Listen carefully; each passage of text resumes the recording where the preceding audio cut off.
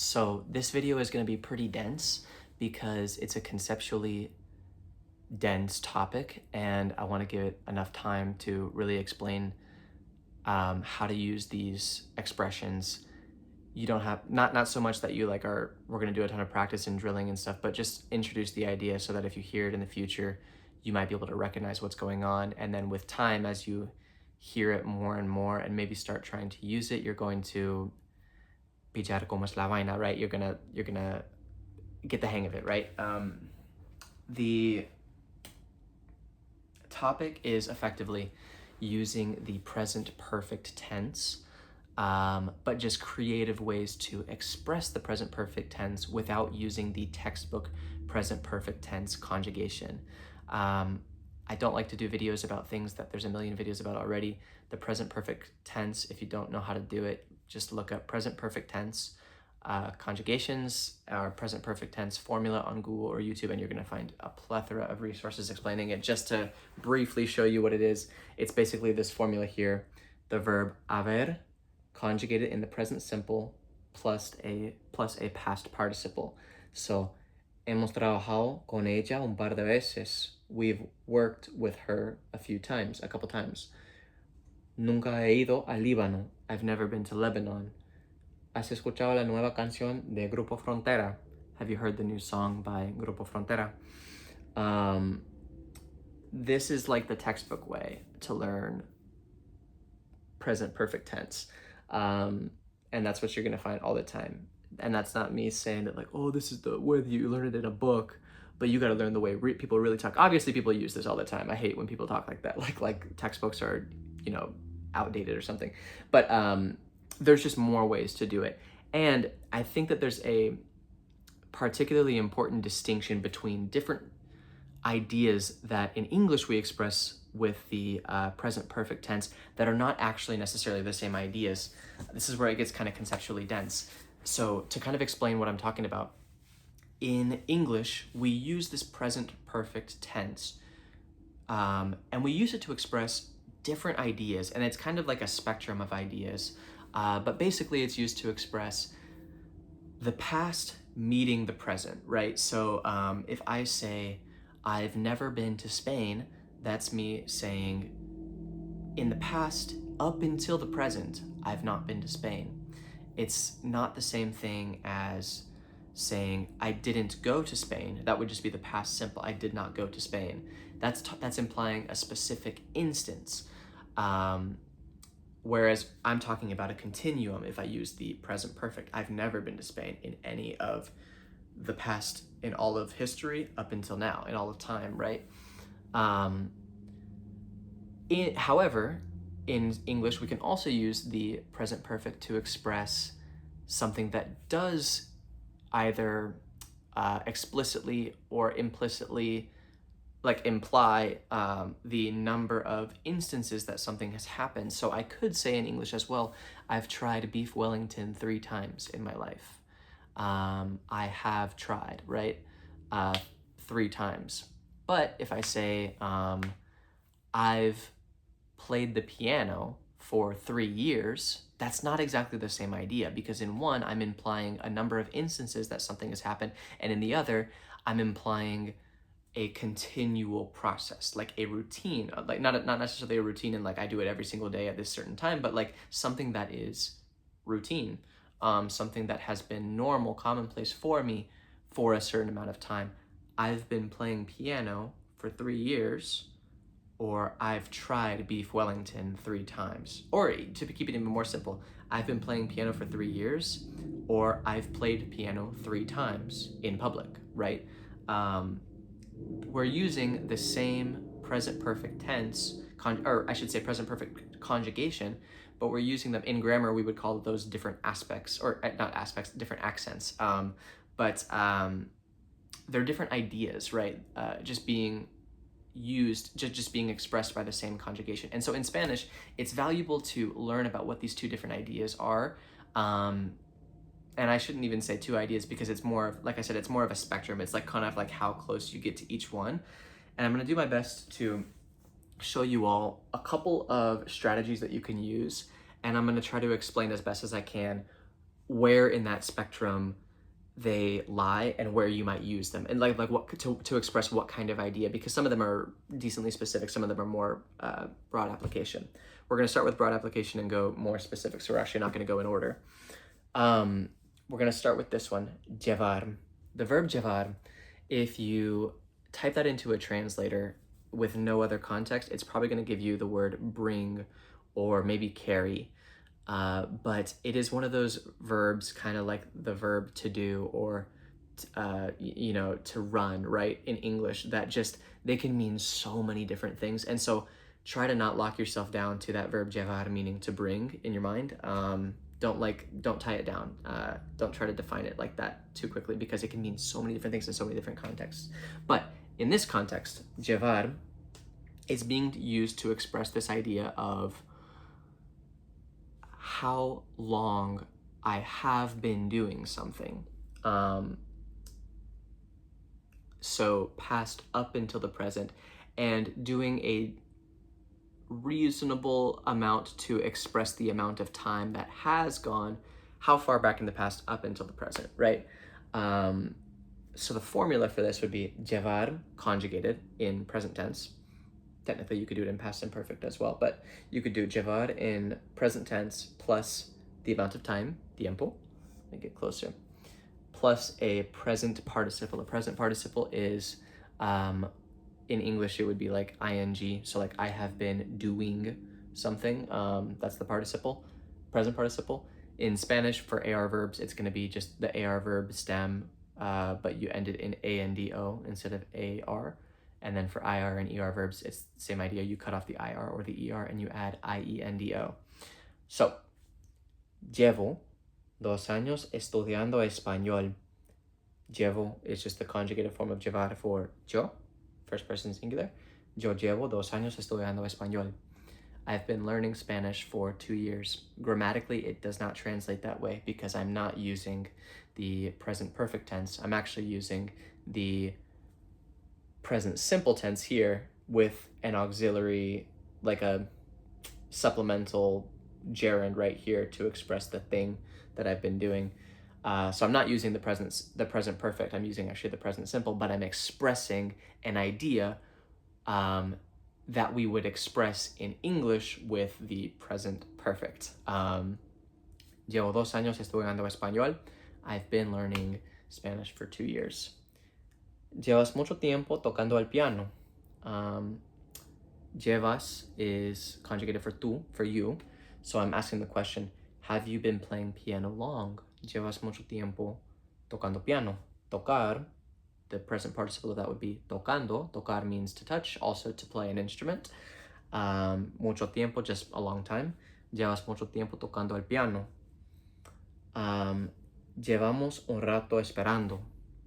Llevamos is for nosotros, because it ends in that AMOS, for llevar. Llevamos un rato esperando. Esperar means to wait in this context. And then we just modify it to be esperando, to be the present participle. And I included this one because I wanted to stress that you don't have to be entirely specific with the amount of time when you're using this formula of this method of saying llevar. You don't have to say 2 years and be specific with the amount of time. You don't have to say, we've been waiting for 2 hours. Rato is a word that means like a while. Llevamos un rato esperando. Llevamos un rato esperando. We've been waiting a while. And then in the same way that in English I could stress the word while and say, we've been waiting a while, to kind of like sarcastically imply that it's been longer than a while, it's been a long time. I could also say, llevamos un rato esperando, to kind of do that same trick. So, llevar, to bring it back, this is expressing something routine, something that has been happening consistently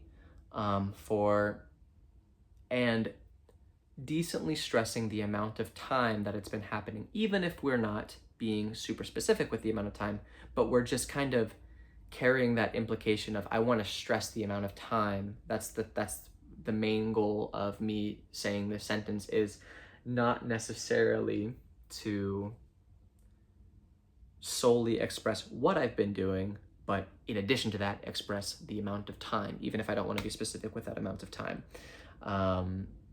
I think this one is the most direct translation to the idea that we would, in English, we would say like, I've been doing blah, blah, blah for this amount of time.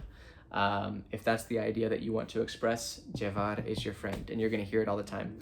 You also might hear the exact same thing, but with llevar swapped out for the verb tener. Especially, I feel like if you're talking to people from Mesoamerica, like from Mexico and Central America, that's where I feel that is more common. Llevar is pretty universal, but tener, I feel like when I talk to people from Mexico, they tend to do the same idea with tener. Next one.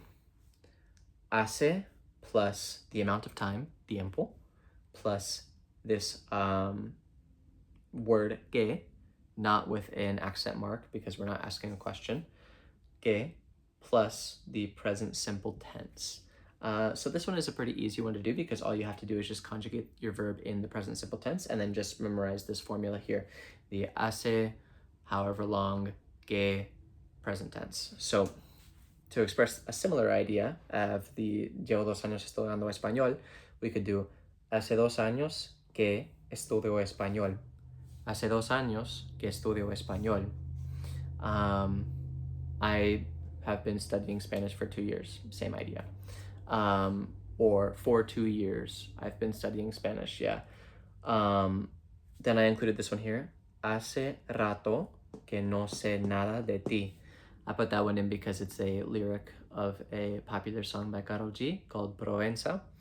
Hace rato que no sé nada de ti. Again, we're using this word rato, which is kind of like a while.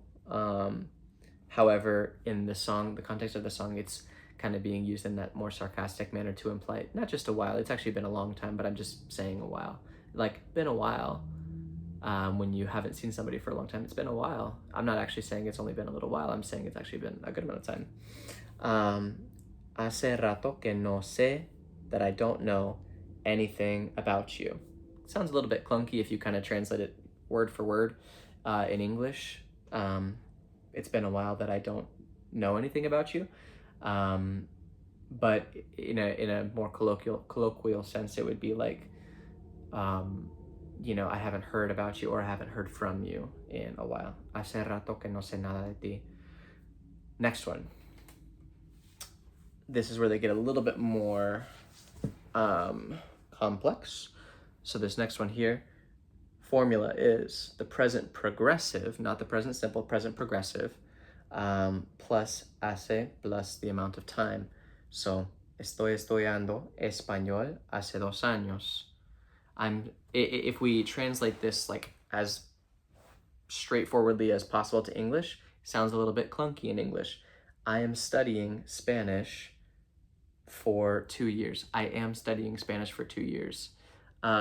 Does not sound right, but in Spanish, it just does. It sounds normal. Estoy estudiando español hace 2 años. In fact, if you kind of pay attention, and if you happen to know people who are learning English as their second language from Spanish, it's a very common mistake to make, where people will say, like, you ask them, how long have you lived here? And in the US, and they might say, I'm living here for 3 years. I'm living here for 3 years. I am living here for 3 years. It's not, obviously, no big deal. We understand what they're saying, but it's not, conventionally correct according to the current consensus of how English is spoken. But the reason that they're committing this error is because they may be translating in their mind from the present progressive. I'm living, estoy viviendo acá 3 años. Well, hace 3 años. Estoy viviendo acá hace 3 años, right?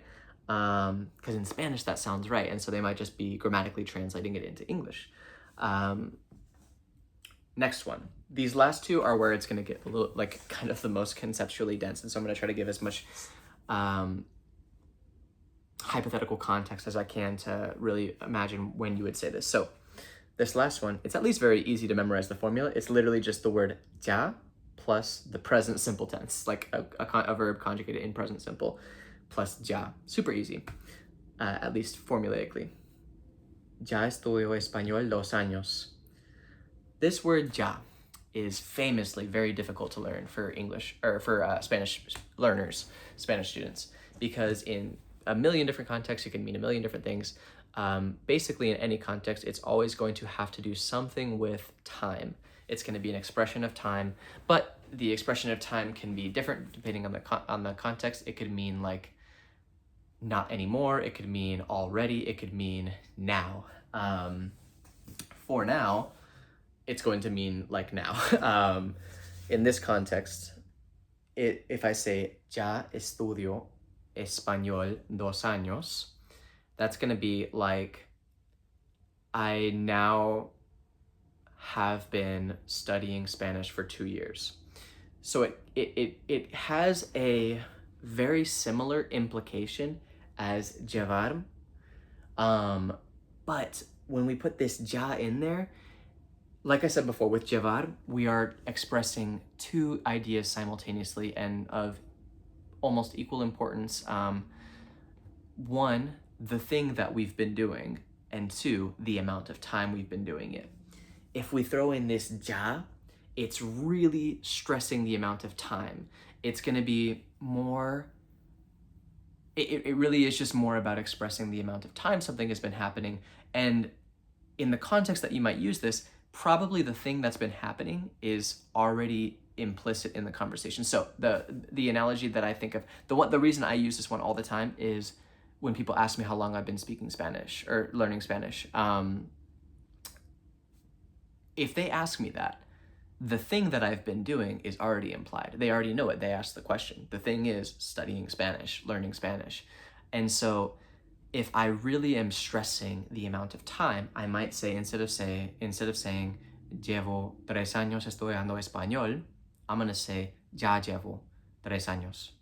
I don't even have to necessarily put in that estudiando español because it's already implied because they asked the question. Ya llevo 3 años. Ya llevo casi 3 años. I've been doing it almost 3 years, casi. Ya llevo 3 años, right? So this addition of ya is it's just putting extra emphasis on the amount of time, but still talking about the thing that's been happening, right?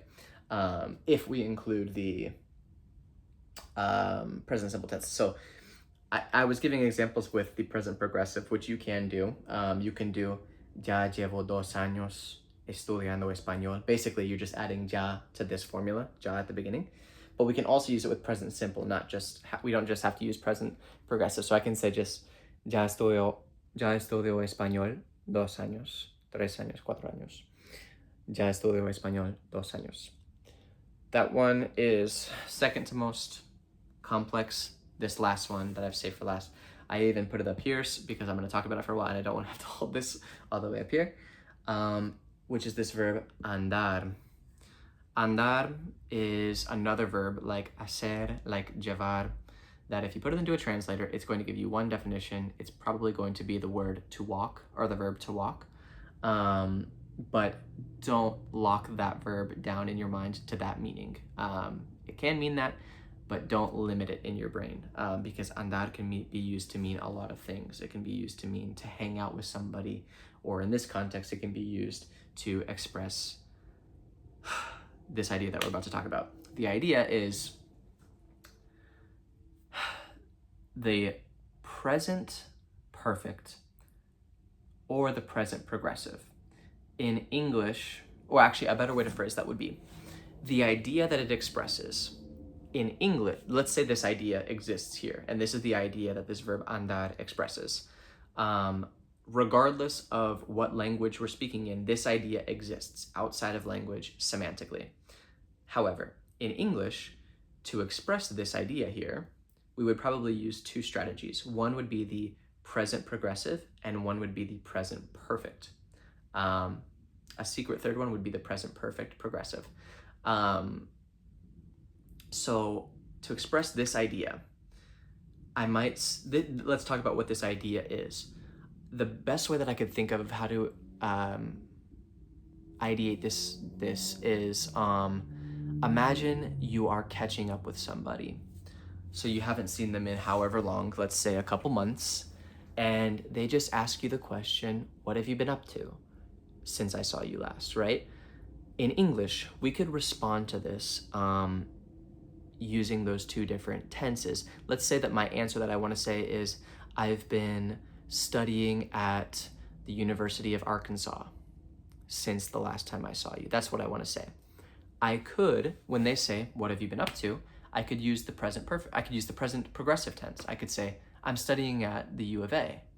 I'm studying at the U of A, present progressive or present continuous. I'm studying at the U of A.